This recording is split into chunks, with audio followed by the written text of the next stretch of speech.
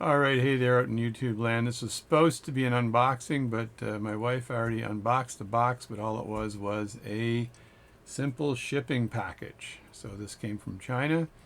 This is a watch. So I bought this off AliExpress. It's called a 1963. It's a chronographic watch.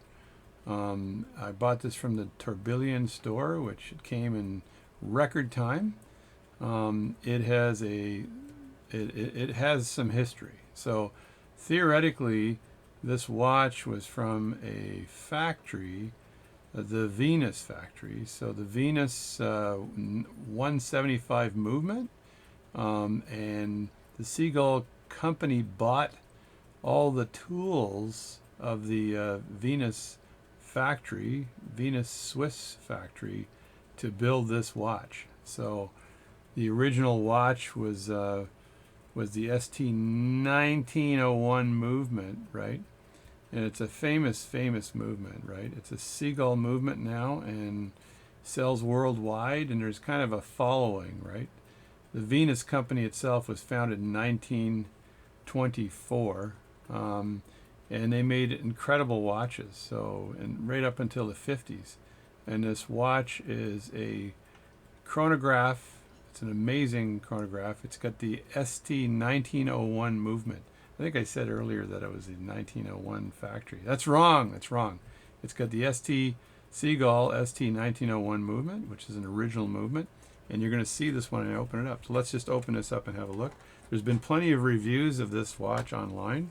I just figured I'd do yet another one. So I'm looking at it here. And watch check before I continue. I've got myself a baby tuna.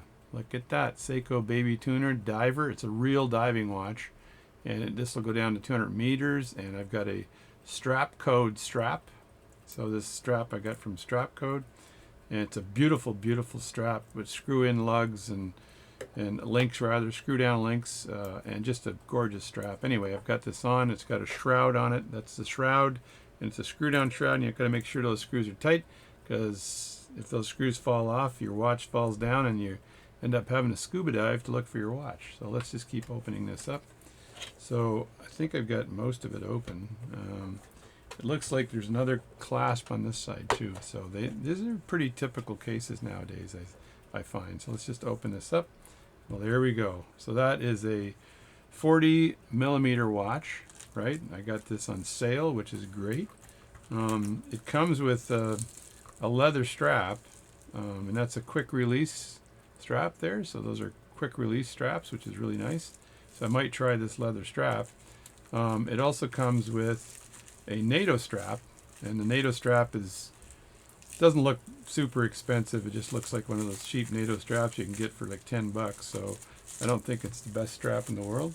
But let me cut this watch out of its coating, because they did a good job covering this up with bubble wrap or whatever this is, right? So I don't want to ruin it at all. So I'm just going to be very careful as I cut this away and make sure I don't touch the crystal at all. So this crystal is a sapphire crystal. The case is a stainless steel case. Like, it's a beautiful stainless steel case. Oh, that's nice. That's really nice. So beautiful stainless steel case. There's a look at the side there, and there's a look at the watch movement. A little bit of a close-up for you. And that's an upside down close-up, and that's a right side up close-up. Look at that, double close-up. It's got beautiful blue hands on it, and then the red hand is the second counter. So this watch will have to be manually wound. So I'm just going to take out the movement here, because it's got this watch strap. I don't want to put this watch on this watch strap. I'm against that. I think this watch, you're covering up the movement in the back, and no one is going to be able to see it if you put it on the strap, right? It's just going to be a terrible thing. So there, like I said, there's been a lot of reviews on that. We got a coffee kind of color on the front of that. So, and you know how much I love coffee. So they get the red star, and that says 21 joules. That's ZUAN. This is absolutely a Chinese watch and a Chinese movement. I don't think this is this is wound at all. It's not an automatic watch, and these are the two pushers here that you would use. If I turn this around and have a look, what do we got? So we've got a tag on the back. to start off with, and I'll have to get that translated to see what that says. But that's the tag, and I'm going to just very carefully pluck away at that tag and see if I can just take that off with my thumbnail. So really easy here. Just remove that tag, and I'm going to stick that tag on the case on the inside. So I have kind of just stick it right there. So now I've got that tag. I can get that translated later with Google Translate. So there's the movement there, and it looks like there's a plastic coating on there too. So I should attempt at removing that plastic coating. I'm not sure how successful I'll be, but I'm going to try it out. So there's the plastic coating. Let's just take that off too, because there's no doubt I will never return this to China. Okay, so there we go, and I'm going to stick this on this little case too. So it comes with a cleaning towel and a warranty card, but again, I'm taking a course from Mark online on how to repair chronographs, because I do watch repair. And I've done a chronograph before, but I've never done one of these chronographs before. So there we go. That's the chronograph. Now let me wind this up and see if it'll start. I'm more interested in the movement than the look at the watch, but I'm sure that most people in the watch business here are really interested in seeing what the face looks like and everything. Well, there it goes. So it's alive. It's alive. There we go. I didn't know whether it would come alive right away or not, but I'll just give it a couple more turns on the wind. So this watch has around a 38-hour power reserve, but it really depends on whether you've got that seconds hand moving still. So, and as you can see, it says on the base there on the bottom near that second pusher, 1963. It also says Plan B, so I'm not sure what that means. And there's Chinese characters all around that watch. So what I want you to see here is that there's the chronograph. So that's it there. So it's running now. And when you see this running, you'll see the second hand turning on the left-hand side, which is gorgeous, right? And when I click, usually when you hit this button, the chronograph starts. So I'll do that and see if it starts, and there it goes. So it works. That's number one, right? You want to make sure this works, and that works beautifully. And I'm gonna zoom in as close as I can get here. You're seeing my ugly fingernails. Once again, I got to clip my fingernails again, which is great for doing pocket watch work. So that's it right there. That's running beautifully, right? And you can see how that second hand is aligned. I must have clicked it exactly when that hand went around. That's just dumbass timing, okay? So, and to stop it, you would click it again like that. And then to reset it, you would click it again, and it would fly back to the reset, right? So there you go. Now let's do that same action. So it's the top button first, right? And let's see what happens in the movement when I do that. So there you go. So I click that, and you'll see the movement reacting. There we go. So now it's clicking, and the seconds hand is moving around that you saw earlier. And then when I click this again, I won't describe how this works, but well, maybe I'll describe it for a millisecond. But if you look at that wheel right there, and the clutch wheel, I think it's called, and it engages on the second hand and moves that around. And underneath there's a couple of wheels down here that are called, they have a heart kind of gear on them. And so when you stop it and then reset, there's a cam that resets this. So I got to make sure I hit the right one. So this has been turning for a little while. As you can see, let's turn this back again. The plungers are actually very smooth on this. So I want to stop this. So when I stop it, let's just watch what happens when I stop it. There we go. And as you can see, that little wheel right there was disengaged from that center wheel.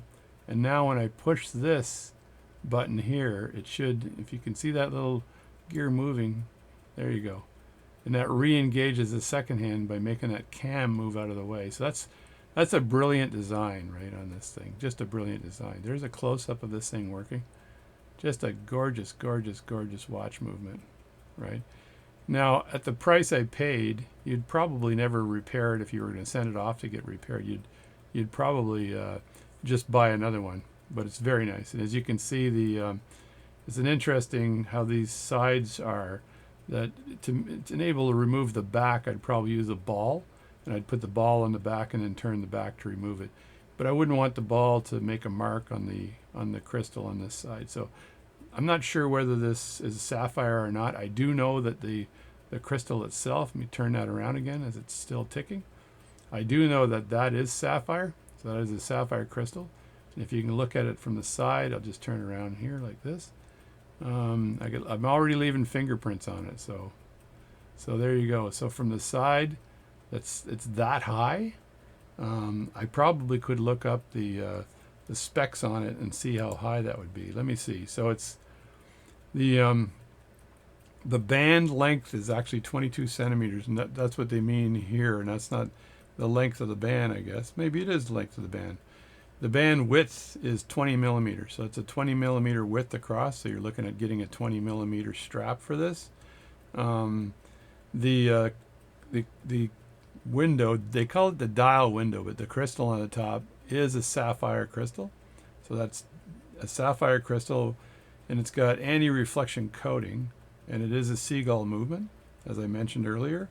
It's a 40 millimeter case, so that would not include the plungers on the side, so it's fairly big, but worn on my wrist it wouldn't be that big because I've got a pretty big wrist, and I can take a pretty big watch.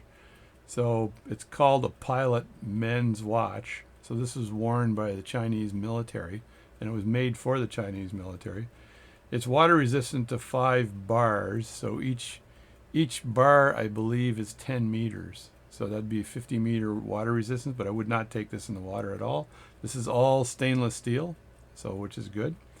It says it's shock resistant, but I don't trust that as well. I'd be very careful with this. And it's the Seagull 1963 40 millimeter watch. They do have the 38 millimeter variant, and there's many videos on this watch. That's why I decided to get it, because I saw a lot of videos on it. And I could test the time on this watch. I'll do that after to see how accurate this watch is, and see if it's still, well, basically see if it's accurate, right? So it's a gorgeous watch. The reviews on this watch are amazing. It's really good. And when I put this, I'll put this strap on the watch after, and the watch strap will look something like this. But I'd like a darker, perhaps more of a dark leather strap on this watch. Maybe something, I'm not sure if this strap will fit it, but I've got a strap here that might look a little bit better on this watch than that one. Actually, this one might fit it because it looks like it's a 20 millimeter strap. So there's a 20 millimeter strap that I picked up a while back. Genuine leather, I never believed that. And it's got the automatic bars on it, and it looks like this. So that's what it looks like there. Genuine leather band, Alpine. Look, that's a type of beer in the Maritimes in Canada. So I'm going to put this strap on the watch, and then I'm going to have a look at it and see what it looks like. I might make another quick that's all, folks. I might make another quick video tomorrow morning once I've got this on and it's run for a while and the strap's kind of conforming to my wrist. But there it is. That's a beautiful, beautiful watch. Let me snap this on again, just so you can see this movement in action. And there we go. The clutch wheel now has engaged the center wheel, as you saw. That's starting it, and then if I stop it again, it moves the clutch wheel away. And then if you do this, it resets that center wheel using that cam that I told you about earlier. And I can do it again. I don't want to break the watch, but let's do it one more time. And I go 1, just press that down like that, start the timer, and then stop the timer, and then reset the timer. The reset's a really light feel. I like the reset feel. Hey, those are my guitar fingernails, by the way, and I'm planning on learning Prince Purple Rain. It's my next job. Let me wind this for a second here. I don't think you can overwind these watches like people say. You just wind it, and then this mainspring just slides, right? So I'm not sure how much to wind it, but whatever. Now when I set this watch, let me see if I can do this. Right now it's 6:36, so I'm going to go this way. I'm going to turn this around. I apologize, but this is the way I'm facing the camera today. So I don't want to wind this backwards. It's not hacking because you can see the second hand still moving because it's a vintage watch movement, so this would not be hacking. So 6:38, so that's 6:30, and I'll put it right there, and then I'll just click this in like that, and now the watch is engaged. And it's running, and the seconds hand is turning there, as you can see, and away we go. So there we go. This is the Seagull 1963 watch, 40 millimeter, with a beautiful movement. What was that movement called again? Anybody remember? Do you remember? Was it an ST something? ST? Was it a ST 1901 movement? Yes, it was. Yes, it was the ST 1901 movement. And I'm just going to move this around like that. I've already put dust on it. That's the sapphire crystal, a little bit domed on the side. It's got all my fingerprints on the side already, so I've basically claimed it as my own by putting these fingerprints on it. And there you go. So that's the watch and the movement. Like I said, I'm going to put the strap on it after and have a look at it. But I'm going to wear this strap, which is kind of a sports strap, because I don't like the beige one that they gave me in this nice little box, right? I'll check the warranty card, but it doesn't really matter much for me. So that's it. That's my video. I'm going to put this on the tube of you so you can have a look at it. Just a gorgeous, gorgeous watch. And I think it's my first automatic chronometer. And automatic chronometers would generally be somewhere in the range of $600 if you're going to get an ETA movement in there. You're not going to be able to get it for what I got. It was like it's probably about $200 US for this watch. I paid a little less than that. I paid, I think, 195 Canadian, which is beautiful. A great price for a watch like this. I can't wait to show it off. I'm going to wear it to work tomorrow. And there you go. Let me just get another close up and stop my recording.